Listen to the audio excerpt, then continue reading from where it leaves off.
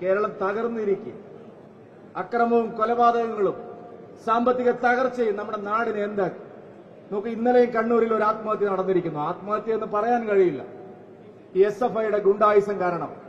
2 ആഴ്ച മുമ്പാണ് SFIയുടെ ഗുണ്ടായുസം കാരണം സിദ്ധാർത്ഥൻ അറുംകൊല ചെയ്യപ്പെട്ടത്. മാർക്സിസ്റ്റ് പാർട്ടി അതിൽ നിന്ന് പാഠം പഠിച്ചില്ല. ഇന്നലെ യൂണിവേഴ്സിറ്റി കലോത്സവത്തോടനുബന്ധിച്ച് ഒരു ബലിയാടിനെ സൃഷ്ടിച്ച് യൂണിവേഴ്സിറ്റിയിൽ നടത്തുന്ന എല്ലാ അതിക്രമങ്ങളും CPMന്റെ അധ്യാപക സംഘടനയും വിദ്യാർത്ഥി സംഘടനയും ചേർന്നാണ്. പക്ഷെ അവിടെ മാർക്കത വിവാദം എന്ന ഒരു ബലിയാടിനെ സൃഷ്ടിച്ച് റൂമിൽ ഇടിമുറിക്കുള്ളിൽ കൊണ്ടുപോയി ഇടിച്ച് അവിടെ കഴിഞ്ഞ വൈത്തിരി കോളേജിൽ ആവർത്തിച്ച് അത് തന്നെ ആവർത്തിച്ചു. എന്നിട്ട് അദ്ദേഹം എഴുതി വെച്ച് മരിച്ചിരിക്കുകയാണ്, ഞാൻ ഒരു തെറ്റും ചെയ്തിട്ടില്ല, ഞാൻ ഒരു പണവും വാങ്ങിയിട്ടില്ല, എന്നെ ബലിയാടാക്കിയതാണ്. സുഹൃത്തുക്കളെ, ഇതാണ് കേരളത്തിലെ ഭരണം. പിണറായി വിജയനും സർക്കാരും കഴിഞ്ഞ 8 വർഷമായി ഇതാണ് നടത്തിക്കൊണ്ടിരിക്കുന്നത്. സാമ്പത്തിക കാര്യം ഞാൻ പറയുന്നില്ല, ഇവിടെ എല്ലാവരും മനസ്സിലാക്കിയിട്ടുള്ളതാണ്. സുപ്രീം കോടതിയിൽ പോയിട്ട് കേന്ദ്ര സർക്കാർ പറഞ്ഞു 5000 കോടി വായ്പ എടുക്കാനുള്ള അവസരം കൊടുക്കാം. ഞങ്ങൾക്ക് വേണ്ട എന്നാണ് പറയുന്നത്. എന്താ കാരണം? കേരളത്തിലെ സാമ്പത്തിക പ്രതിസന്ധിക്ക് ശമ്പളം കൊടുക്കാനില്ലാത്തതിന്, പെൻഷൻ കൊടുക്കാനില്ലാത്തതിന്, റേഷൻ അരി കൊടുക്കാനില്ലാത്തതിന് ഉത്തരവാദി മോദിയാണെന്ന് വരുത്തി തീർക്കാനുള്ള നീചമായ രാഷ്ട്രീയമാണ് പിണറായി വിജയൻ കാണിക്കുന്നത്. അതിന് ഒത്താശ ചെയ്യുകയാണ് കേരളത്തിലെ UDF. ഇവർ രണ്ടുപേരും 7 പതിറ്റാണ്ട് കേരളത്തെ മാറി മാറി ഭരിച്ച് നശിപ്പിച്ചു. രാജീവ് ചന്ദ്രശേഖർജി പറയുന്നു, ഇത്രയധികം യോഗ്യരായിട്ടുള്ള ചെറുപ്പക്കാർ മറ്റേത് സ്റ്റേറ്റിലാണുള്ളത്? ഇത്രയധികം അഭ്യസ്തവിദ്യരായ ചെറുപ്പക്കാർ, മാൻ പവർ, മനുഷ്യശേഷി മറ്റെവിടെയാണുള്ളത്? ഇത്രയധികം അവസരം ഉണ്ടായിരുന്ന ഒരു സ്റ്റേറ്റ് വേറെ ഏതാണ്? ഹൈദരാബാദും ബാംഗ്ലൂരും IT-യുടെ ഹബ്ബാവുന്നതിന് മുമ്പ് തുടങ്ങിയതാണ് നമ്മുടെ തിരുവനന്തപുരവും കാക്കനാടും. കേരളമാണ് ആദ്യം പോയത്. ആദ്യത്തെ റൌണ്ടിൽ ഓടിയത് പ്രിയപ്പെട്ടവരെ തിരുവനന്തപുരവും കൊച്ചിയുമാണ്.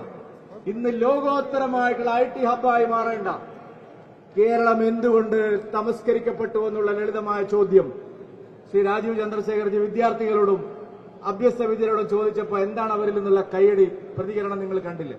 കേരളത്തിന് ഇതുപോലൊരു തകർച്ച എല്ലാ മേഖലയിലും ഉണ്ടായതിന് കാരണം നരേന്ദ്രമോദിയോ BJPയോ അല്ല, 7 പതിറ്റാണ്ട് ഇവിടെ ഭരിച്ച LDFും UDFുമാണ്, കോൺഗ്രസും CPMുമാണ്. അതിന് മാറ്റം വരാൻ പോകുന്ന ഒരു തെരഞ്ഞെടുപ്പാണ് 2024 ലോക്സഭാ തെരഞ്ഞെടുപ്പ്. ഇന്നിവിടെ കണ്ടത് BJPയുടെ പുതിയ മാരാർജി മന്ദിരത്തിന്റെ ഭവന്റെ ഉദ്ഘാടന ദിവസം നാം കണ്ടത്, ഇന്ന് രാജീവ് ചന്ദ്രശേഖർജിയുടെ തെരഞ്ഞെടുപ്പ് കമ്മിറ്റിയുടെ ഓഫീസിന്റെ ഉദ്ഘാടന ദിവസം നാം കണ്ടത് ഒരു ചെറിയ സൂചനയല്ല.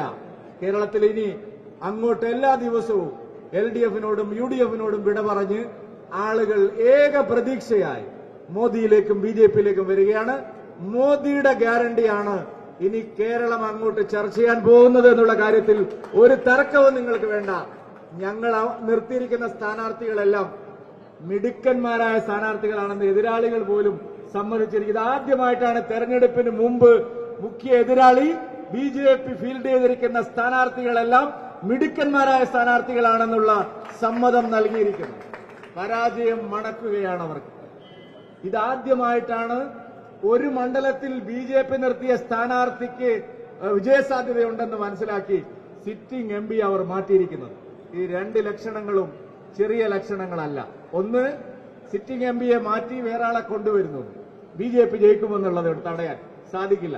രണ്ടാമത്തത്, പ്രധാന മുന്നണിയുടെ ആള് പറയുകയാണ്, ഭരിക്കുന്ന മുന്നണിയുടെ കൺവീനർ പറയുകയാണ്, BJPയാണ് ഏറ്റവും മികച്ച സ്ഥാനാർത്ഥികളെ നിർത്തിയിരിക്കുന്നത്. ഇത് ജനങ്ങൾ അംഗീകരിച്ച സ്ഥാനാർത്ഥികളാണ്, കഴിവ് തെളിയിച്ചവരാണ്. രാജ്യസഭാ അംഗമായിരുന്നിട്ടും 15 വർഷം 18 വർഷം രാജ്യസഭാ അംഗമായിട്ടും ലോക്സഭയിൽ പ്രതിനിധീകരിക്കാതിരുന്നിട്ടും തനിക്ക് കിട്ടിയ വകുപ്പ് ചെറുപ്പക്കാർക്ക് വേണ്ടി, നാടിനു വേണ്ടി ഫലപ്രദമായ വിനിയോഗിച്ച് ട്രസ്റ്റഡ് ആൻഡ് ടെസ്റ്റഡ് ലീഡർഷിപ്പാണ്. പരീക്ഷിച്ച് വിശ്വാസ്യത നേടിയ നേതൃത്വമാണ് എല്ലാ മണ്ഡലങ്ങളിലും ഞങ്ങൾ അവതരിപ്പിച്ചിരിക്കുന്നത്. ഇത് മോദിയുടെ തെരഞ്ഞെടുപ്പാണ്, NDAയുടെ തെരഞ്ഞെടുപ്പാണ്. ഇത് കേരളത്തിലെ ജനങ്ങളുടെ വിജയത്തിന്റെ തെരഞ്ഞെടുപ്പായിരിക്കും എന്ന് മാത്രം സൂചിപ്പിച്ചുകൊണ്ട് ഇനിയുള്ള ദിവസങ്ങളിൽ ഈ നാട്ടിലെ ജനങ്ങളെല്ലാവരും കക്ഷി രാഷ്ട്രീയ ഭേദഗതി ചിന്താഗതികളൊക്കെ മറന്ന് ഞങ്ങളെ സഹായിക്കണമെന്ന് ഞാൻ അഭ്യർത്ഥിക്കുകയാണ്. ചില ആളുകൾ കുത്തിത്തിരിപ്പുമായിട്ട് ഇറങ്ങിയിട്ടുണ്ട്. പൌരത്വ നിയമ ഭേദഗതിയുടെ മറവിൽ കുളം കലക്കി മീൻ പിടിക്കാമെന്നുള്ള ധാരണയിൽ ചില ആളുകൾ ഇറങ്ങിയിട്ടുണ്ട്. പൌരത്വ നിയമ ഭേദഗതിയുടെ പേരിൽ പ്രിയപ്പെട്ട മുസ്ലിം സഹോദരന്മാരെ ഭയാശങ്കയിലാക്കി വോട്ട് പിടിക്കാമെന്നാണ് അവർ ധരിക്കുന്നുണ്ടെങ്കിൽ ഞാൻ പറയുന്നു, അത് കേരളത്തിൽ ഇനി നടപ്പില്ല. സിഎയുടെ പേരിൽ ഒരാളും കേരളത്തിൽ തെരുവിലിറങ്ങാൻ പോകുന്നില്ല. ഈ സിപിഎമ്മിന്റെയും കോൺഗ്രസിന്റെയും അണികളല്ലാതെ സാമാന്യ മുസ്ലിം സഹോദരിമാരാരും ഈ നാടിനെ സ്നേഹിക്കുന്നവരാരും സിഎയുടെ പേരിൽ തെരുവിലിറങ്ങില്ല. കേരളത്തിന്റെ വികസനമാണ് എല്ലാവരും ആഗ്രഹിക്കുന്നത്. അതിനാണ് ഞങ്ങൾ വോട്ട് തേടുന്നത്.